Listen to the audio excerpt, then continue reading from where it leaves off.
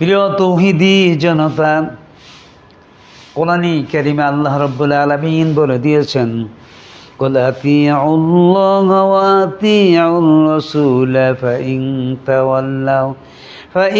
তাওয়াল্লাউ ফাইন্নামা আলাইহি মা হুমিলা وعليكم ما حملتم فإن تطيعوه تهتدوا وما على الرسول إلا البلاغ المبين। সূরা নূর 18 নম্বর পারা 54 নম্বর আয়াত 24 নম্বর সূরায় কোরআনে কারীম আল্লাহ পাক বলে দিয়েছেন, নবী হে আপনি বলুন তোমরা আল্লাহ তার রাসূলের আনুগত্য করো। নবী হে আপনি বলুন তোমরা আল্লাহ এবং তার রাসূলের আনুগত্য করো।